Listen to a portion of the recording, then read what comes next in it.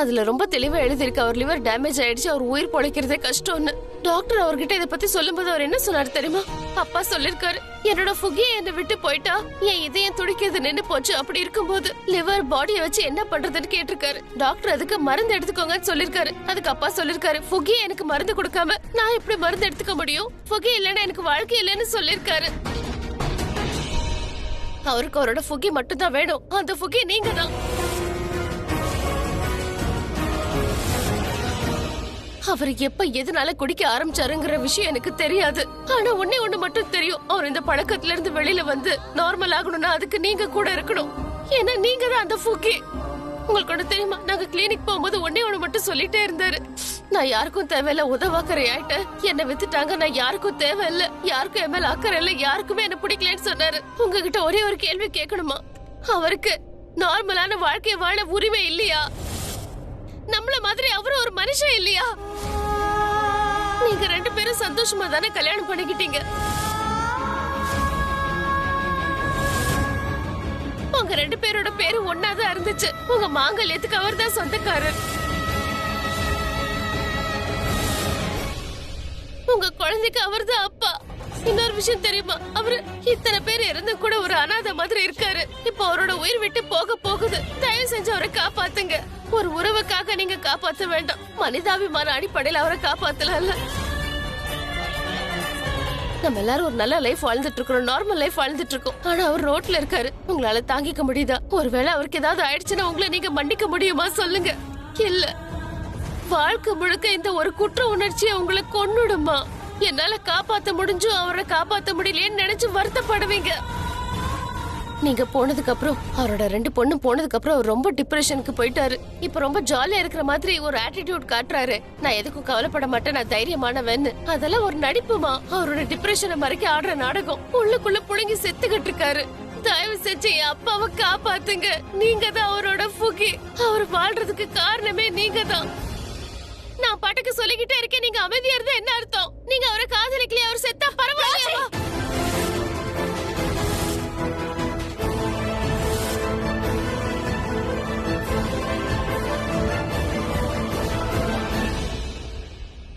அவர் சாகரத்தை பத்தி பேசாதன்னு சொன்னேன்ல. நான் இன்னைக்கு வாழ்றதுக்கு காரணமே அவர்தான். மறுபடியும் சாக போறாருன்னு சொல்லாத. I'm so sorry. I'm so sorry. நீ சொல்றதெல்லாம் சரியா? ஆனா எனக்கு இன்னும் கோவம் இருக்கு. அம்மா, உங்களுக்கு எவ்வளவு கோவம் வந்தாலும் ஏன் மேல அந்த கோவத்தை காட்டுங்க. அப்பாவை மட்டும் வீட்டுக்கு கூட்டிட்டு வந்து உங்க கூட வச்சுக்கோங்க. நீங்க அவரை எங்க கூட்டிட்டு வந்துருவீங்கல்ல? சொல்லுங்கம்மா.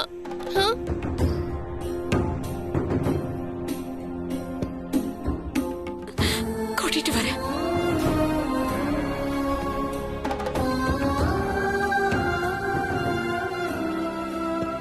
நான் அவரை இந்த வீட்டுக்கு கூட்டிட்டு வரேன். நம்ம எல்லாரும் சேர்ந்து இருக்கலாம். தேங்க்யூம்மா.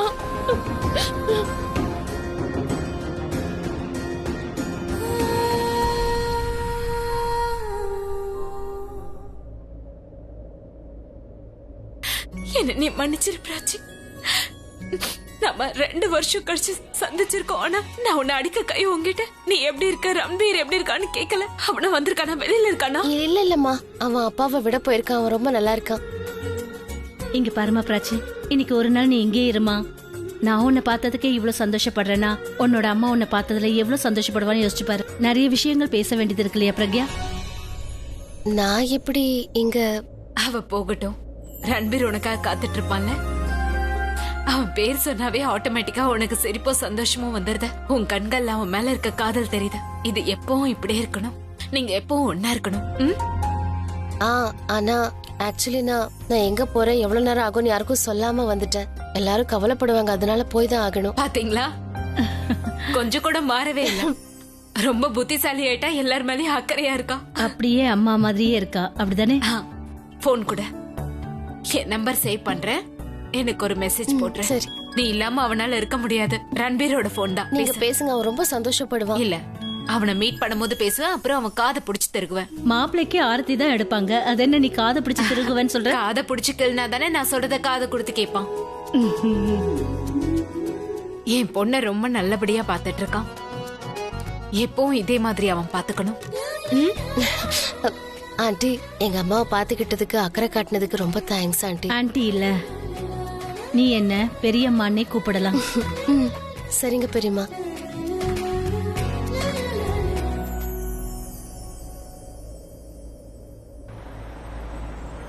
ராச்சி எங்க இருக்க? நான் வெளியே நின்னுட்டு இருக்கேன். இதோ வெளியில வந்துட்டு இருக்கேன். ஓ,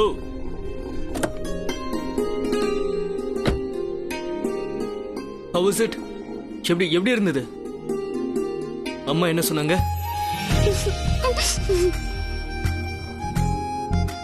அம்மாவை நான் சந்திச்சேன். அப்படியா?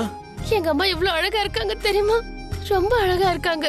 நாங்க நிறைய விஷயம் பேசணும், ஒருத்தர் அணைச்சுக்கிட்டோம், பயங்கரமா அழுதோம். நான் அவங்கள அந்த அளவுக்கு மிஸ் பண்ண தெரியுமா? நாங்க நிறைய விஷயம் பேசினோம். அவங்க உன்னை பத்தியும் கேட்டாங்க. ஆமா, ரன்பீர் எங்க, எப்போ வருவான்னு கேட்டுட்டு இருந்தாங்க. நான் அவனை உடனே பாக்கணும், காதை பிடிச்சு திருக்கணும்னு சொன்னாங்க.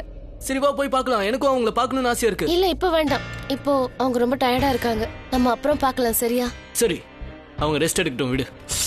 அதுக்கப்புறம் வந்து டாட், ஐ மீன் சீஃப் நான் அம்மா கிட்ட பேசினேன். அம்மா அப்பாவை வீட்டுக்கு கூட்டிட்டு வரேன்னு சொன்னாங்க. அவங்க அப்பாவை எப்படியாவது வீட்டுக்கு கூட்டிட்டு வரேன்னு சொல்லிருக்காங்க. அவங்க 2 பேரும் இனிமே ஒண்ணா இருப்பாங்க. என்னாச்சு? எனக்கு சீஃப் நினைச்சு ரொம்ப கவலையா இருக்கு.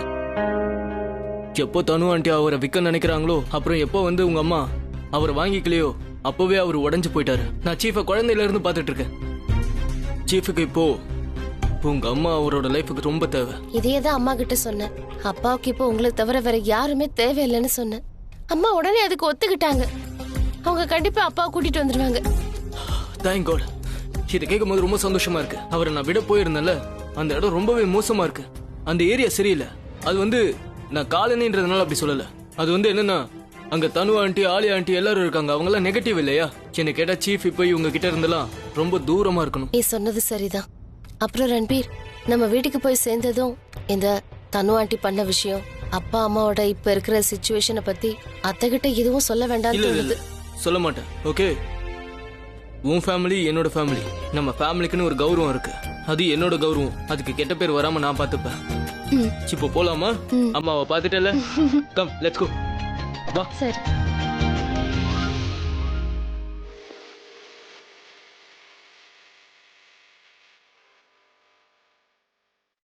நான் நினைச்சிருந்தா அவரை காப்பாத்திருக்க முடியும். ஆனா காப்பாத்த முடியல. நினைச்ச ஒவ்வொரு நாளும் நீங்க குற்ற உணர்வோட தான் இருப்பீங்கம்மா. உங்களை கையெடுத்து கும்பிட்டு கேட்டுக்கிறேன், ப்ளீஸ் அப்பாவை காப்பாத்துங்க. நீங்க தான் அவரோட ஃபோக்கி. அவர் வாழ்றதே உங்களுக்காக தான்.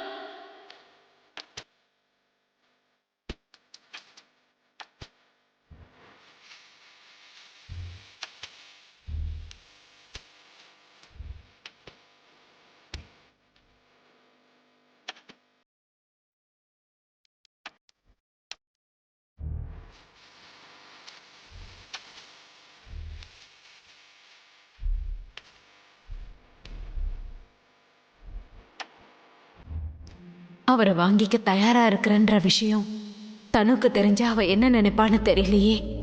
நான் அவரை விலைக்கு வாங்க நினைக்கல, அவரை வீட்டுக்கு கூட்டிட்டு வர்றதுக்கு தான் நான் நினைக்கிறேன். அவருக்கு ஒரு நல்ல வாழ்க்கை கொடுக்க ஆசைப்படுறேன். அதுக்கு அவரு அந்த வீட்டை விட்டு வந்தே ஆகணும். ஏன்னா யாருமே அவரை அக்கறையா பாத்துக்கவும் இல்ல, அவர் மேல அன்பாவும் இல்ல. இதுக்காக நான் தனுக்கு பணம் கொடுக்கணும்னா கூட அதை கொடுக்க தயாரா இருக்கேன். ஆனா இது எல்லாமே நான் பிராச்சிக்காக மட்டும் தான் பண்றேன், இல்ல எனக்காக பண்றேனா? ஒருவேளை என் மனசுக்குள்ளேயும் இதே ஆசைதான் இருக்கும் என்னமோ. இல்ல இல்ல, பிராச்சி சொன்னதுக்காக தான் நான் இப்படி ஒரு காரியத்தை பண்ண போறேன். எப்படியாவது அவங்க அப்பாவை அந்த வீட்ல இருந்து வெளியில கொண்டு வரணும். ஏன்னா அவருக்கு அங்க அன்பு கிடைக்கிறது இல்ல. அந்த நரகத்துல இருந்து வெளியில வந்தா அவரே சரியாயிடுவாரு.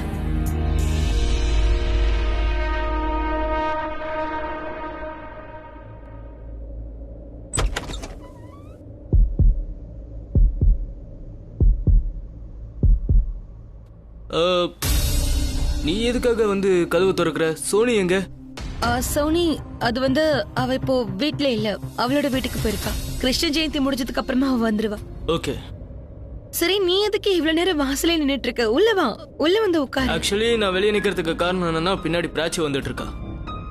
அது வந்துட்டு இருக்கும் போது பிராச்சி பர்ஸ் கீழே விட்டுட்டா. அவ அதை எடுக்கிறதுக்குள்ள நான் வந்து கதவு தட்டலான்னு வந்தேன். நீ திறக்கிற.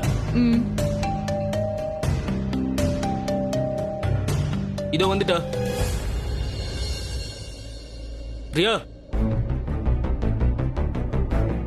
ஹா by the way thank you for what? For help in Prachi. நீ பிராச்சிக்கு உதவி பண்ணியா எல்லாத்தையும் அவ என்கிட்ட சொன்னா. அண்ட் ட்ரஸ்ட் மீ, இது ரொம்ப பெரிய விஷயம்தான். ரன்பீர் கிட்ட நான் எல்லாத்தையும் சொன்னேன். ஆக்சுவலி நான் உனக்கு தேங்க்ஸ் சொல்லியே ஆகணும். It's okay.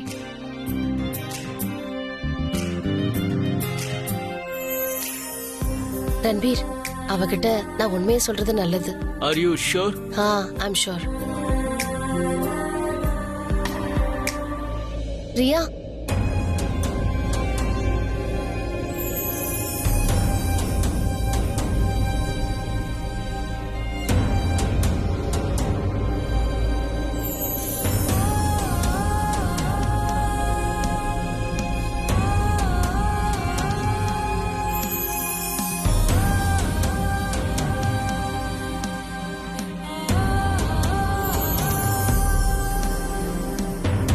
இங்க பாரு. ஆ என்ன விஷயம்? உங்ககிட்ட ஒரு விஷயம் சொல்லணும். ஆ சொல்லு. அம்மா உயிரோட இருக்காங்க.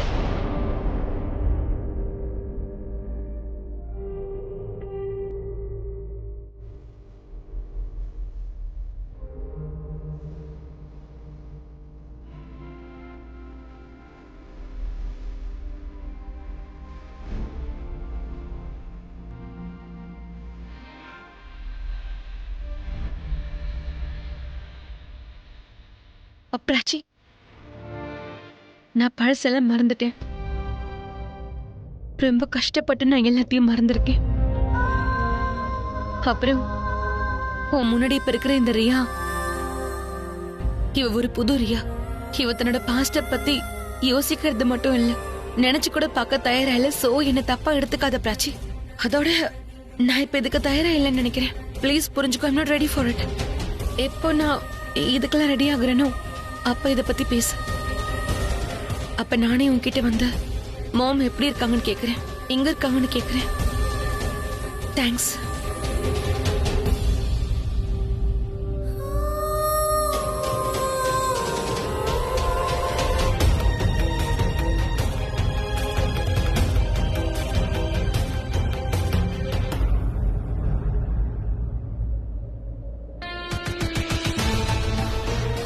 நான் எந்த விஷயத்தையும் மறக்கல, அதே மாதிரி நான் யாரையும் மன்னிக்கல. எனக்கு யாருடைய ஃபேக் லவ்வும் ஃபேக் கன்சர்னும் தேவையே இல்லை. பாஸ்ட் லைஃபோட எந்த விஷயமும் எனக்கு தேவையில்லை. ஆனா ஒரே ஒரு ஆள் மட்டும் எனக்கு கண்டிப்பா வேணும். முன்னொரு நாளில் நான் ஒரு பறவை, அழகிய காடு, சிறிதொரு கூடு. ரன்பீர். எனக்கு இப்ப வேண்டியதெல்லாம் ரன்பீர் மட்டும்தான். நான் ஒரு பறவை, அழகிய காடு, சிறிதொரு கூடு, மேக மேகமாய் கனவு.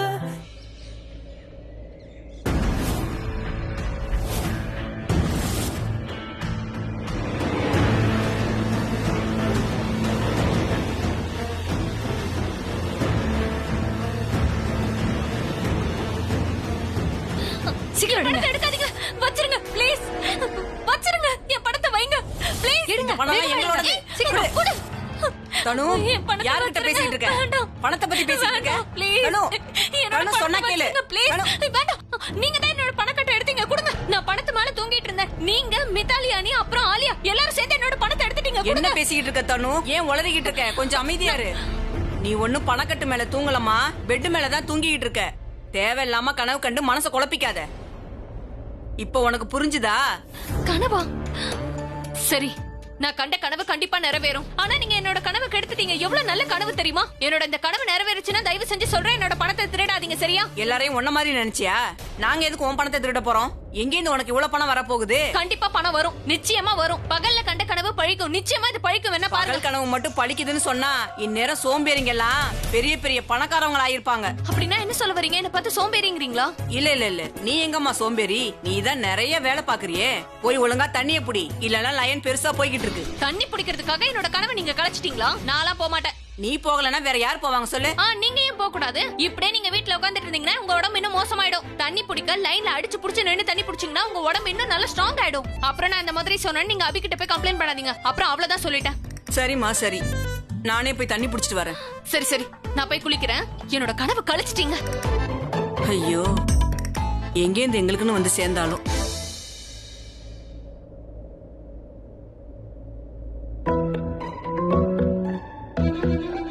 அபி எழுந்துச்சிட்டான். ஆலியா, ஆலியா, ஆலியா, அட நீ இங்க என்ன பண்ற? அபி எந்திரிச்சிட்டான். அண்ணன் எந்திரிச்சிட்டாரா? வாங்க போலாம்.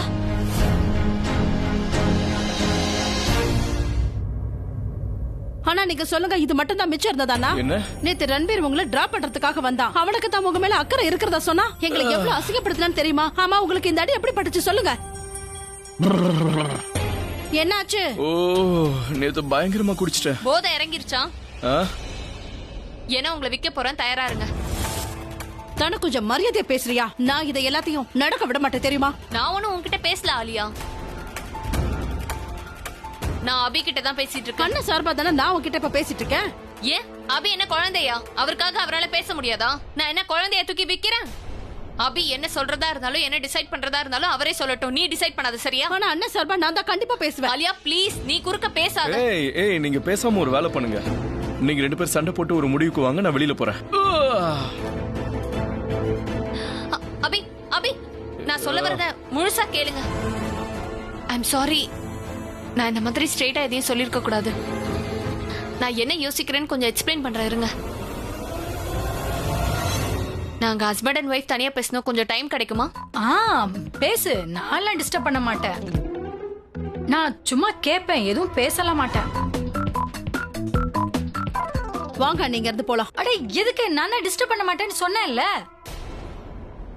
என்னோட கண்டிஷன் மோசமா இருக்கலாம், ஆனா அதோட ரிசல்ட் சூப்பரா இருக்கும். உனக்கு ஒண்ணு தெரியுமா? மோசமான ஆளுங்க கிட்ட இருந்து நல்ல விஷயம் கேட்கறது இருக்கே, அது இன்னும் மோசமானது. நான் மோசமானவ இல்ல அபி, மோசமானவளா இருந்த அவ்வளவுதான். அட, ஓகே ஃபைன், அது வந்து நான் மோசமானவதான். நான் எப்பவுமே உனக்கும் பிரக்யாக்கும் நடுவுல வர முயற்சி பண்ணிருக்கேன். அதுக்காக மோசமான வேலையெல்லாம் செஞ்சிருக்கேன், ஒத்துக்கிறேன். எல்லாரும் என்ன பேராசை புடிச்சவன்னு சொல்லிட்டு இருக்காங்க. நான் பணத்துக்காக தான் உன் கூட இருக்கேன்னு எல்லாரும் சொல்லிட்டு இருக்காங்க. இப்ப எந்த பைசாவும் இல்லையா அபி? ஆனா நான் இப்போ உன் கூட தான் இருக்கேன். மோசமானவ நான் இல்ல, அந்த பிரக்யா தான் மோசமானவ. அப்புறம் அவளோட அம்மா, அவங்க 2 பேரும் சேர்ந்துதான் உனக்கு அநியாயம் பண்ணிட்டு இருக்காங்க, நமக்கு அநியாயம் பண்ணிட்டு இருக்காங்க. அன்னைக்கு நான் உன் கூட தான் இருந்தேன், இப்பவும் நான் உன் கூட தான் இருக்கேன். ஆனா பிரக்யா உன்னை விட்டுட்டு போயிட்டா. விட்டுட்டு போறது என்ன, உன்னை நடு தெருவுக்கு கொண்டு வந்துட்டா. உன்னை அப்படியே அழிச்சிட்டா அவ. உன்னை, அப்புறம் உன்னோட கம்பெனிய, அப்புறம் நம்ம குடும்பம் இந்த நிலைமையில இருக்குன்னா முழுக்க முழுக்க காரணம் அவளும் அவ அம்மாவும் தான். அவ உன்னோட பேரு கௌரவம் எல்லாத்தையுமே மண்ணோட மண்ணா ஆக்கிட்டா. அப்புறம் பாட்டி மேல கூட அவளுக்கு அக்கறையே இல்ல. நீ பாட்டி பேர்ல ஒரு கம்பெனி ஆரம்பிச்ச, அத கூட அவ இழுத்து மூடிட்டா. அதையாவது அவ ஒண்ணு பண்ணாம இருந்திருக்கலாம்ல. நான் எவ்வளவுதான் பேராசை புடிச்சவளா இருந்தாலும் நான் உன்ன பிரக்யா மாதிரி கிடையாது. நான் என்னைக்குமே உன்னை பழிவாங்க நினைச்சது இல்ல. உங்க எல்லாரையும் அழிக்க வேண்டியதாயிடுச்சு. நான் உன்னை விக்கல அபி. என்னால உன்னை விக்க முடியுமா என்ன? ஆக்சுவலி நான் வந்து உன்னை பிரக்யா முன்னாடி நிப்பாட்ட போறேன். அப்பதான் உன்னால அவளை அழிக்க முடியும், அவளை நடு தெருவுக்கு கொண்டு வர முடியும். இந்த விக்கிறது வாங்குறதெல்லாம் வெறும் டிராமா தான் அபி. நான் உன்னை விக்கல, நான் வெறும் டிராமா பண்ணதான் பாக்குறேன். அவளுக்கு ஈக்குவலா உன்னை கொண்டு வர நினைக்கிறேன். அவளுக்கு சமமா நான் உன்னை உட்கார வைக்கிறேன். உனக்கு ஒரே சந்தோஷமா இருந்த ரியா கிட்ட இருந்து கூட உன்னை பிரிச்சுட்டா அபி. ரியா தான் என்னோட உலகம். வாழ்ந்தாலும் அவ கூட தான் வாழ்வ, செத்தாலும் அவளுக்காக தான் சாவேன்.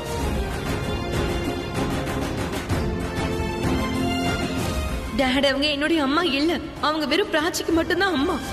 Prachi stone my love and அவளோட அம்மா என் டாட் என்கிட்ட இருந்து பிரிச்சுட்டாங்க.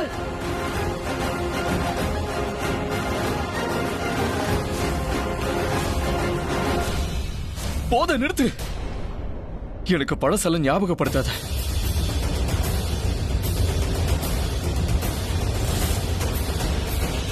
எங்க போறீங்க அபி? நீங்க எங்க போனாலும் சரி, இந்த உண்மை உங்களை துரத்திட்டே தான் இருக்கும். நீங்க இதை மாத்தாத வரைக்கும் இது மாற போறது இல்ல.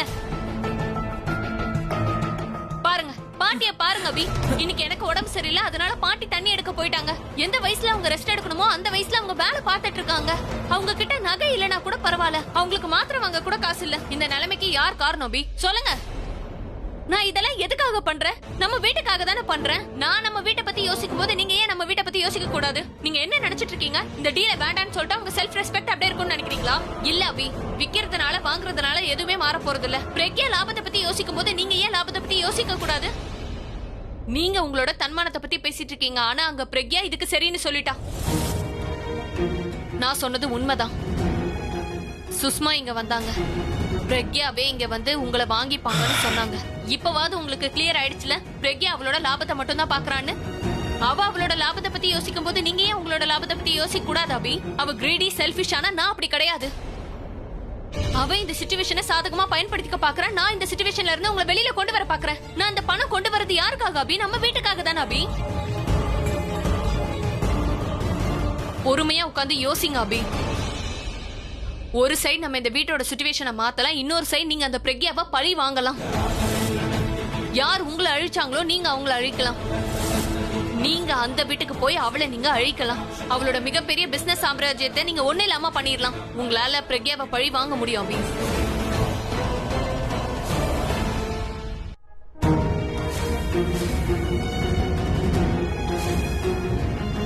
நான் உங்க ஃபுகியும் இல்ல, உங்களோட செல்லமும் இல்ல. உங்களுக்கு நான் எதுவும் இல்ல. என் வாழ்க்கை அதேதான், ஆனா என்னோட வாழ்க்கையோட குறிக்கோள் மாறிடுச்சு. You are nothing to me.